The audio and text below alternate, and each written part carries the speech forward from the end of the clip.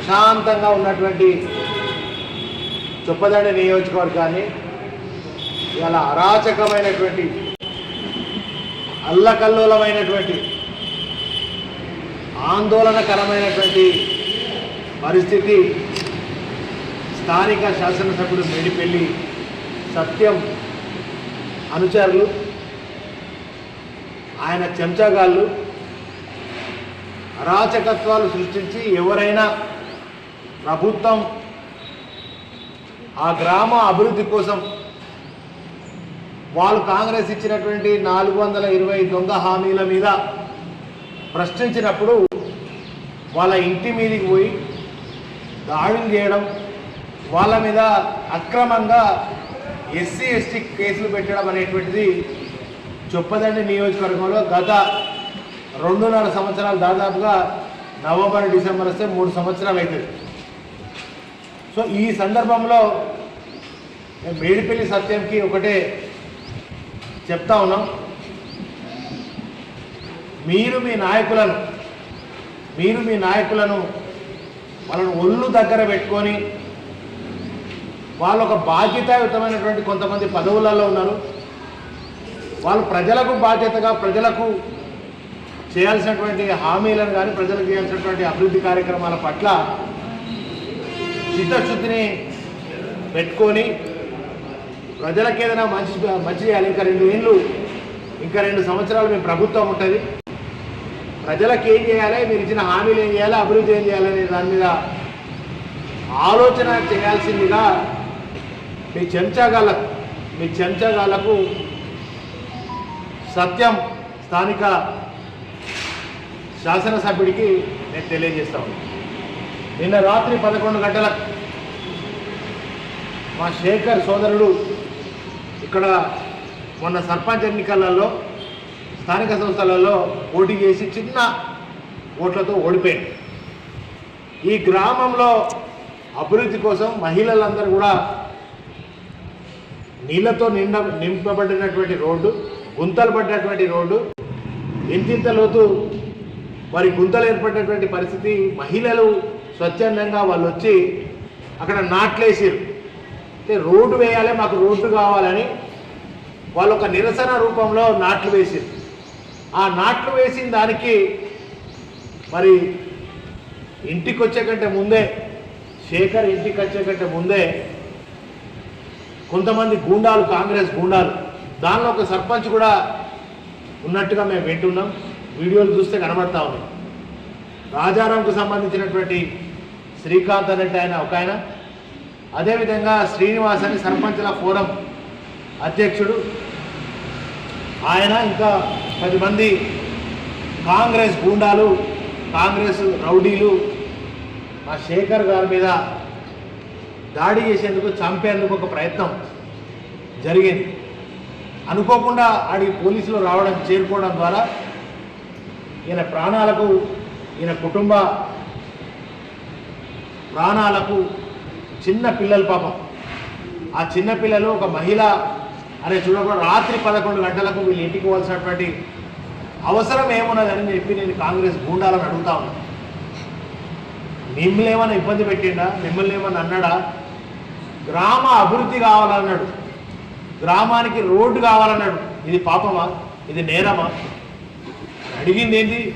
గ్రామానికి ఒక రోడ్డు కావాలి, అసౌకర్యంగా ఉంది, ఇంతింత 3 లోతు గుంతలు ఉన్నాయి, అలాగే ప్రయాణం చేయడం కష్టమవుతుందని గ్రామ అభివృద్ధి కోసం, గ్రామ రోడ్డు కోసం ప్రశ్నిస్తే, అడిగితే నిన్న మా శేఖర్ మీద హత్యాయత్నం జరిగింది. హత్యాయత్నం ఈయన జరిగింది. ఖబర్దార్ కాంగ్రెస్ నాయకులారా, మీరున్నది పెరిగినంత మంది ప్రతి ఊళ్ళే. మేము ఆ ఊళ్ళో ప్రతి గ్రామంలో చాలామంది ఉంటాం, మీకంటే ఒక 50 రేట్లు ఎక్కువ ఉంటాం ఊళ్ళల్లో. మేము ఒక్కసారి తిరగబడితే మీరు బతుకుతారా బిడ్డ? ఊళ్ళల్లో మీరు బతుకుతారా? మేము బీఆర్ఎస్ పార్టీ కనుక తిరగబడే పరిస్థితి వస్తే బతుకుతారా? కానీ కేసీఆర్ గారు మాకు అహింస, ప్రజా సంక్షేమం ఎట్లా ఉండాలి, మనం తెలంగాణ ఎందుకు తెచ్చుకున్న తెలంగాణ లో మనం ఎట్లుండాలని మాకు భయభక్తులు, ప్రేమను, సహనాన్ని, ఓర్పును, ఏ విధంగా ప్రజలతో మమేకం ఉండాలని నేర్పిండి. ఇవాళ రేవంత్ రెడ్డి ఇదే నేర్పుతుండ మీకు. గూండా కల్చర్, రౌడీ కల్చర్, ఏది తొండలు లాగులు వేసి తొడగొట్టుడు, పేగులు తీసి మెడలు వేసుకున్నాడు. రేవంత్ రెడ్డి కల్చర్లో రేవంత్ రెడ్డి కింద పనిచేసే ఎమ్మెల్యేలు అట్లే ఉన్నారు. ఎమ్మెల్యేల కింద పనిచేసే వాళ్ళ అనుచరులు గదే రౌడీ వేషాలు చేస్తూ ఉన్నారు. ఈ గులాబీ జెండా ఆనాడు ఢిల్లీ దాకా తన్ని తరిమే విధంగా ఈ గులాబీ జెండా పనిచేసింది.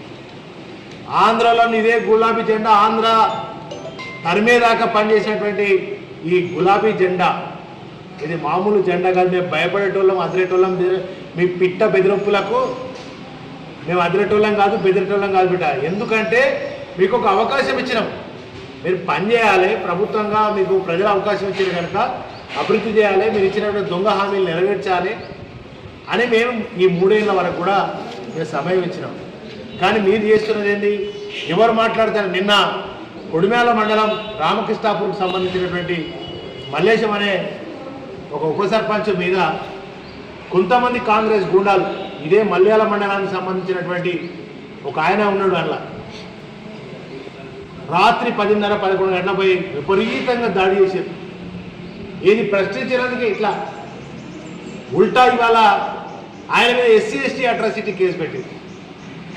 సత్యం గూండాయిజం ఈ చొప్పదండి నియోజకవర్గంలో జరుగుతుంది. నేను అందుకే చెప్తున్నా, కాంగ్రెస్ నాయకులారా, కాంగ్రెస్ గూండాలారా, మేడిపల్లి సత్యం ఖబర్దార్ బిడ్డ. ఇదే పరిస్థితి మరొకసారి పునరావృతం అయితే మిమ్మల్ని ఉరికిచ్చి కొడతాం బిడ్డ. మేము ఎందుకో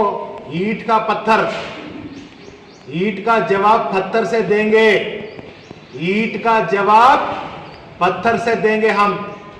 ఒక్కసారి గుర్తుపెట్టుకోరి. బీఆర్ఎస్ నాయకులు అంటే ఏదో మీరు అమాయకులను, మంచోళ్ళను హింసిద్దామని అనుకుంటున్నారు కావచ్చు, కానీ తప్పు. మా చరిత్ర, ఉద్యమ చరిత్ర ఉన్న పార్టీ మాది. ఆంధ్రాకు తరిమేసినటువంటి చరిత్ర మాది.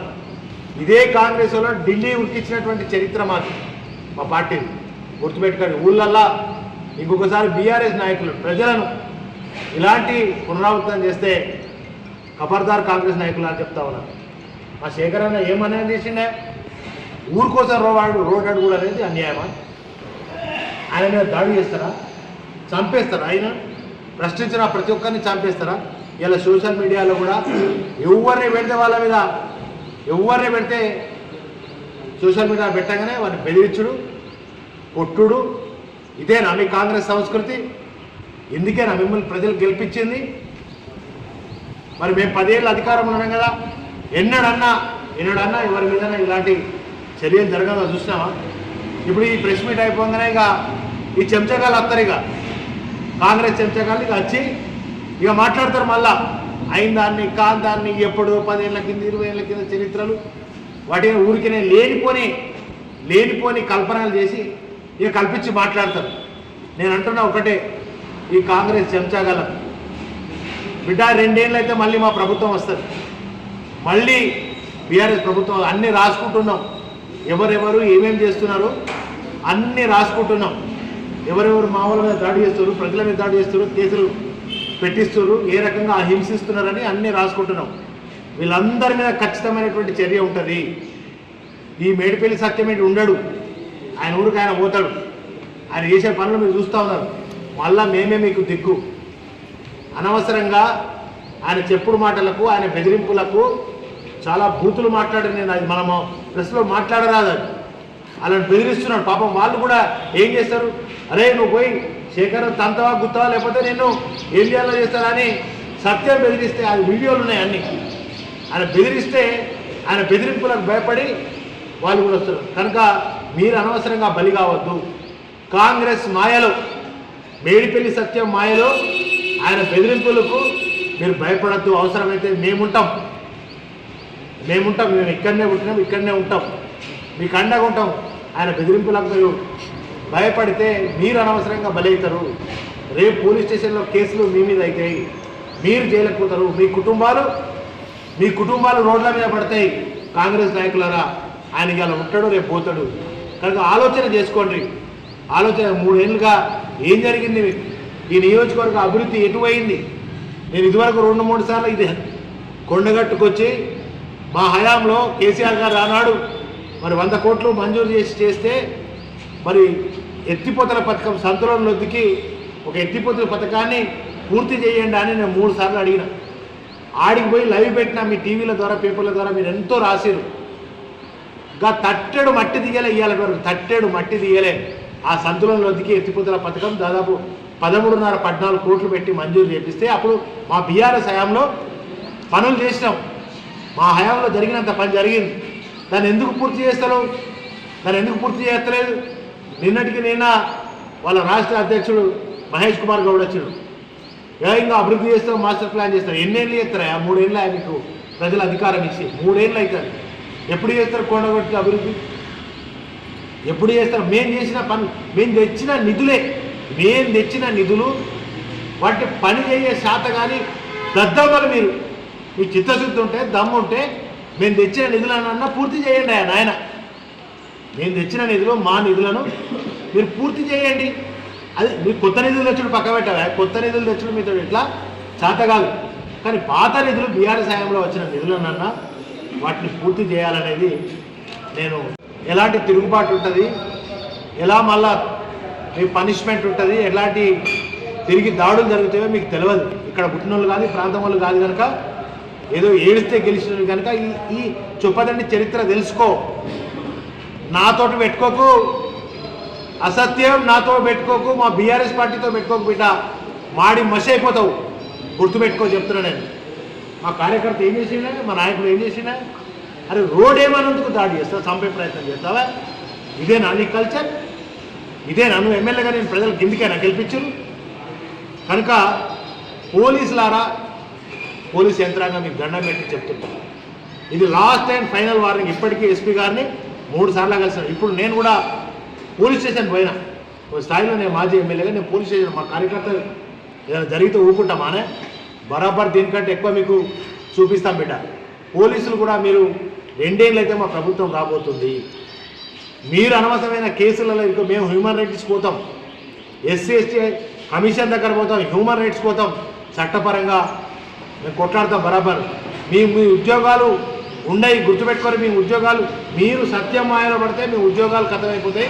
మీరు మీ కుటుంబాన్ని ఇబ్బందులు పెట్టిన వాళ్ళు అవుతారు. కనుక పోలీస్ యంత్రాంగాన్ని కూడా నేను విజ్ఞప్తి చేస్తా ఉన్నా, దయచేసి ఆ అసత్యం మాయలో పడి, ప్రభుత్వం ఇవాళ ఉంటుంది, ప్రభుత్వాలు మారుతూ ఉంటాయి, ఎమ్మెల్యేలు మారుతూ ఉంటాయి. నేను కూడా ఈ ప్రాంతానికి ఎమ్మెల్యే చేసిన, మేము ఎన్నడూ ఇట్లా చేయలేదు.